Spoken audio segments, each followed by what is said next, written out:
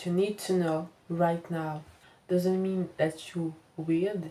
Your brain got damages from living in this. Hello guys, welcome back to my channel. Let's get right into today's video. Dear people with childhood trauma, there are something that you need to know right now. Moving away from your family's home won't resolve anything. When you grew up for years with an abusive, addict parent, your brain got damages from living in this environment. You may have emotional dysregulation and difficulty managing intense feelings because trauma created a disconnection between two areas in your brain that manages emotions and detect threats. You're not physically in your family's home anymore, but you're still mentally there. Personally, I see myself as someone who is very emotionally unstable because sometimes a person can tell me that they are feeling sad and I feel the emotion as if I was them. But there are other times they will tell me that I feel sad, but I just don't feel very emotional for them. You being overwhelmed with emotion or feeling them doesn't mean that you're weird, doesn't mean that you're broken. It's just that your brain is trying to protect you because of what you went through. So please be gentle with yourself. My second point is work on yourself. Of course, it's not your fault for growing up with an abusive, addict parent. It's not your fault for having trauma, but it will be your fault if you repeat this toxic cycle in your relationships, either it's romantic relationships or not. If you have emotional dysregulation, work on it. If you try to fix people every time, work on it. If you are a people pleaser, work on it. Therapy and working on yourself will change your life because you will become a better person for yourself and for other people. What worked for me is starting with therapy to become aware of the damages you have because there may be some of them that are hidden. And then you continue on working on yourself alone. I would say that it is when I got in my current relationship that I really started to work on myself on the emotional side because before that, before getting into the relationship, I was working on myself on becoming mentally stronger. And I don't think it's useful to work on yourself by just asking yourself questions that you took from Pinterest.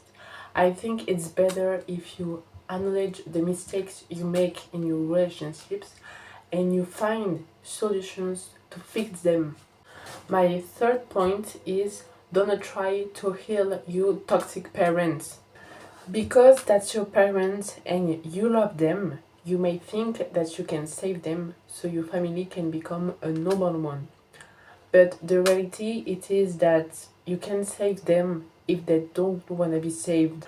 Addiction isn't something that can be stopped the moment you realize that hurting people around you that you love. The substance, alcohol or drugs, takes control of one's brain and change its reward system. For example, if you are not a person who doesn't take drugs, things that feel good to you are eating yummy food, eating sweets, or meeting new people. But for addicts, they only get these big shots of dopamine when they take the substance. And you need to know that these shots of dopamine that addicts get are much bigger than the ones for people who doesn't take drugs. So it's really hard to heal from an addiction. I've tried to help my addict parent well and it was a waste of time. My fourth point is communicate with your loved ones. One thing that you might be doing in your relationships is shutting yourself down. Because when you lived with your toxic parents, expressing your emotion was seen as bad because it would make every situation worse. But if you want to break the cycle and move toward the better version of yourself, you have to express your feelings to your loved ones, no matter what it is. All the people you surround yourself with are not your toxic parents.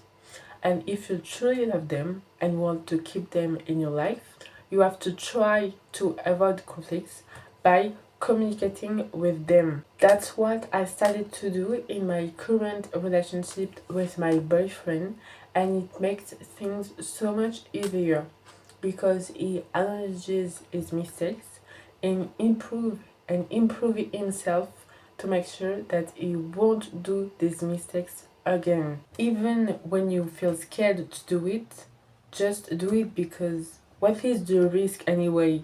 Someone showing his true colors to you? Yes, it is hard to do when you're not used to express your emotions, but there's only one way to start doing it. It's just to express your feelings when you feel the need to. My fifth and last point is don't be too harsh on yourself. When you get out of this toxic environment, you may want to start to work on yourself, on these broken parts, and you start to watch self improvement videos. That's really good.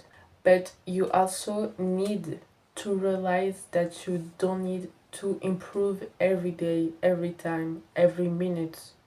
You need to take breaks also, because self improvement is work. This is working on yourself. You need to take breaks. That's really important. Me, I was really into self improvement when I got out of my toxic environment, but I was too harsh on myself and I was burning out. So you need to take breaks. That's it, guys. Thank you for watching my video and see you in the next one. Bye.